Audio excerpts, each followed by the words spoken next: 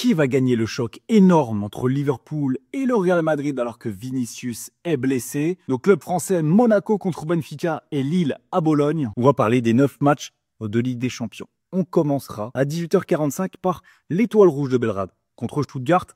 Pas le match le plus palpitant, mais un match intéressant à analyser quand même. Juste avant, je donnerai mes pronos buteurs sur tous ces matchs, donc des très belles cotes exclusivement dans mon canal public sur Telegram.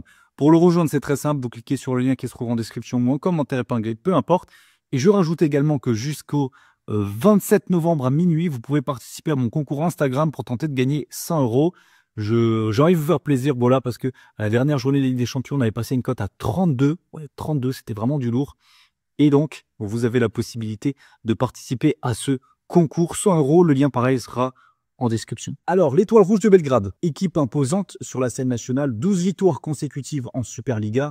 Pour autant, en Ligue des Champions, le parcours, il est beaucoup plus compliqué avec tout simplement 4 défaites en 4 matchs. C'est l'équipe qui a jamais atteint la phase à élimination directe de la LDC.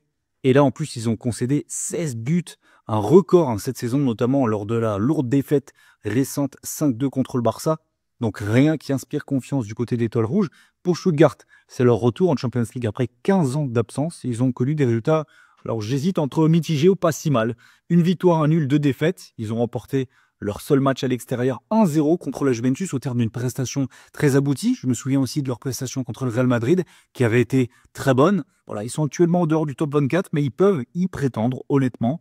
Une victoire à Belgrade est plus que possible, malgré la forme assez irrégulière à l'extérieur. Ils viennent de gagner 2-0 contre Borum en Bundesliga. Ça va leur redonner confiance. Non, moi, je tente la victoire de Stuttgart à l'extérieur, cote à 1,72. Et je dirais 1-0. À la même heure, les Sturm Graz, l'équipe autrichienne, affrontent Girona. Les locaux, après une victoire impressionnante 7-0 contre Klagenfurt le week-end dernier, sous la houlette de leur nouvel entraîneur par intérim, espèrent revenir maintenant en Ligue des Champions avec plus d'ambition. Pour le moment, 4 défaites en 4 matchs et surtout une seule victoire lors des 8 derniers matchs européens à domicile. Il n'y a vraiment pas de quoi être rassuré. Ils n'ont jamais battu en plus un club espagnol en 6 rencontres précédentes. Une défaite, 5 nuls. Ça pose le constat. Girona bien placé pour viser les 8e de finale de la Champions League. Lors de leur première participation, ils sont tout neufs, mais honnêtement, leurs prestations sont vraiment pas mal. Ils se déplacent avec confiance après 3 victoires consécutives en Liga maintenant. À l'extérieur, alors c'est compliqué, ils n'ont toujours pas marqué une seule fois. Moi, je vais quand même mettre un match nul ici, un but partout. Difficile d'aller me projeter. Et honnêtement, je vais pas donner de pronostic tout de suite ici. On verra à débuteur, pourquoi pas, sur Telegram. Mais donc le nul. On enchaîne avec les matchs de 21h. Là, commence avec du lourd, avec Aston Villa contre la Juventus. Aston Villa qui a connu un coup d'arrêt en Ligue des Champions après 3 victoires initiales. Défaite 1-0 contre le Club Brugge, défaite surprise, mais que j'avais vu venir, je vous l'avais dit ça. C'était une très très grosse cote. Se reverse inscrit dans une série plus dangereuse de 6 matchs sans victoire. Ils ont pris le nul à domicile contre Crystal Palace, qui est vraiment pas un foudre de guerre cette saison. À domicile, ils ont été menés 2 fois, donc ça va moins bien du côté de Villa. Ils espèrent pouvoir rebondir à domicile contre une Juve, on va en parler, mais qui paraît prenable quand même. D'autant plus qu'Aston Villa, ils sont forts de 7 victoires lors des 8 derniers matchs européens à domicile, dont un succès 1-0 contre le Bayern Munich. Donc voilà, ils savent jouer les canards. La Juve, les déplacements en Angleterre sont souvent difficiles. Seulement 3 victoires lors des 15 derniers matchs européens contre des clubs anglais. En plus, la Juve reste sur une seule victoire lors de ses 7 derniers matchs à l'extérieur en Ligue des Champions. Unai Emery, l'entraîneur d'Aston Villa, a déjà battu la Juve avec 2 clubs différents. Et il pourrait vraiment marquer l'histoire en devenant le premier entraîneur à les vaincre avec 3 équipes différentes. Là, je viens de voir la cote de la Juve à 3 et j'ai envie de tenter la Juve gagne à 3 du coup. J'ai envie de tenter clairement cette cote qui me paraît assez folle. Continue avec Bologne contre Lille. Les Italiens traversent une campagne vraiment compliquée. 1 nul, 3 défaites sans aucun but marqué malgré 48 tirs. Voilà, compliqué. À domicile, Bologne n'a gagné qu'un seul match compétitif depuis mi-avril, 8 nuls, 1 défaite. Et ça fait peur. Lille, ils arrivent en confiance. Ils ont moyen de faire quelque chose. Elles sont sur une bonne dynamique à l'extérieur en LDC. Ils ont remporté 3 de leurs 5 derniers matchs, dont 3-1 contre l'Atlético. On se souvient de ce match est vraiment fou. Les Dogs sont invaincus lors de leurs 5 dernières sorties, toutes compétitions confondues. Donc voilà, je le sens plutôt bien pour Lille qui est 14e au classement. Il faut en plus un bon résultat puisque le prochain déplacement, ce sera à Liverpool. Autant dire que ça va être plus compliqué. Malgré ça, les clubs français, on peut jamais vraiment être serein qu'ils réussissent une bonne performance à l'extérieur en Ligue des Champions. Bologne va se battre avec César. Donc moi, je vais mettre ici une petite victoire de Buzyn de Lille, un seul but d'écart. Lille qui est d'ailleurs outsider encore, 2,93. Les gars, je pense qu'on va viser le carnage sur cette journée de Ligue des Champions. Clairement, 2,93 pour Lille, 3 pour la Juve. On continue avec Celtic-Bruges. Qu'est-ce qu'on peut prendre ici? À mi-parcours, le Celtic et Bruges occupent des places dans le top 24, donc qualifiés pour les barrages. Le Celtic, c'est costaud. Ils ont fait en plus de ça l'une de leurs meilleures performances historiques à domicile en Ligue des Champions en battant 3-1 Leipzig. C'est en tout cas de ce type de performance-là qu'a parlé le coach. De son côté, Bruges, ils ont réussi à surprendre Aston Villa lors de la dernière journée 1-0. Donc on a deux outsiders qui sont quand même assez chiants à jouer, clairement. Et là, pour trouver un vainqueur ici, j'aurais tendance à dire le Celtic à domicile, je vais les prendre à 1,98. Mais ça reste quand même un match assez équilibré. Le score, je vais dire 2-1. On continue avec le Dynamo Zagreb contre Dortmund. On se souvient de la grosse défaite 9-2 de Zagreb contre le Bayern en début de championnat, en début de Ligue des Champions. Eh bien, ils se sont vraiment très très bien repris. Maintenant, ils ont gagné contre Slovan Bratislava, ils ont gagné contre Salzbourg et visent maintenant une 3e victoire de suite. Ils affrontent Dortmund et ça tombe mal puisque Zagreb est sur une série de 7 défaites consécutives contre des clubs allemands.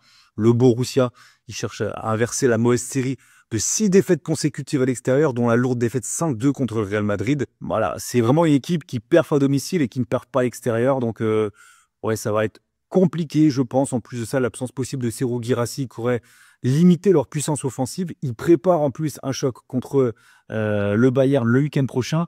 Ça sent le petit match pour Dortmund ici, vraiment. J'aurais presque envie de tenter Zagreb ou nul avec une belle cote à 2. Ah, je vais le prendre, je vais le tenter. On continue, on descend avec le choc de cette soirée. Liverpool-Real.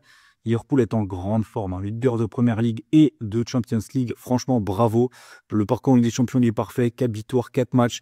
Leur succès, il repose quand même à chaque fois sur une bonne solidité défensive et un excellent Mohamed Salah. Il va falloir tous ces éléments-là pour battre le Real Madrid, l'équipe la plus titrée d'Europe contre laquelle ils ont perdu 7 de leurs 8 dernières confrontations, incluant 2 finales de Champions League. Ça pique, donc ça sent l'odeur de la bête noire, hein. Le Real, malgré ses victoires récentes contre Osasuna et Leganés, connaît une campagne européenne inhabituelle. Déjà 2 défaites en 4 matchs, dont 3-1 à domicile contre le Milan AC qui a fait beaucoup de mal. Mais voilà, Carlo Ancelotti, entraîneur expérimenté qui a battu Liverpool 8 fois en 11 rencontres de Ligue des Champions. Ça reste très très très dangereux. Vinicius est absent, ok, ça rajoute encore du poids dans la balance. C'est très dur ici de partir sur quelque chose. Moi, si je vois bien quelque chose, je prendrais, je pense, une double chance buteur avec évidemment Mohamed Salah et évidemment Kylian Mbappé. On est sur du 1,50 ici. Bon, ça va nous permettre de tranquillement continuer notre route et on descend. Déjà, si on combine là tous les matchs que je vous ai donnés, on est quasiment sur une cote à 100. On continue avec Monaco contre Benfica. Monaco qui réalise vraiment un excellent début avec 3 victoires, 1 nul. Ils sont 3e de la Ligue des Champions. Vraiment, bravo à Monaco. Mais ils ont un bilan récent qui est plutôt mitigé contre les clubs portugais. 2 nuls, 1 défaite. Voilà. De son côté, Benfica a retrouvé la confiance avec une victoire éclatante 7-0 en Coupe du Portugal. Ils ont 2 victoires, 2 défaites en Ligue des Champions. Et bien qu'ils aient accroché le PSG en France lorsqu'ils sont venus en 2022 Ligue des Champions un partout, leur dernière victoire européenne sur le sol français, ça remonte à 2013 contre les Girondins de Bordeaux. Je vois vraiment pas Monaco s'incliner ici. Le nul reste une possibilité, hein. C'est quand même le Benfica en Europe, c'est une vraie équipe. Donc moi ici, je serais tenté de prendre un petit résultat qui serait Monaco remboursé si nul avec une cote à 1,53. On va descendre, on va continuer avec le dernier match, le PSV contre le Shakhtar. PSV continue sur sa lancée après la trêve internationale. Ils ont gagné 5-0 le week-end dernier, 3e victoire consécutive sans encaisser de but. Ouais, c'est fort. C'est fort, ils espèrent décrocher 2 victoires consécutives en C1 pour la première fois en 7 campagnes. À domicile, il y a moyen, ils sont solides, hein, c'est de 12 matchs européens sans défaite, 7 victoires, 5 nuls. De son côté, le Shakhtar arrive certes en forme, invaincu depuis 6 matchs, mais leur parcours en Ligue des Champions, il reste quand même assez faible. Une victoire, 1 nul, 2 défaites, faible puissance offensive surtout, 2 tirs cadrés lors de leurs 3 premières rencontres. Donc clairement, le PSV devrait pouvoir faire le travail ici. Je pense qu'ils vont s'imposer et même peut-être assez largement. On a au niveau des cotes une victoire du PSV à 1,40. Je vais m'en satisfaire. Mais on a une cote à 195, les gars. Ce qui signifie que si vous misez 100 € sur ce combiné-là, vous pouvez gagner 21 856. Alors, la probabilité pour que ce combiné passe, alors je ne vais pas dire est à 0, mais est assez proche.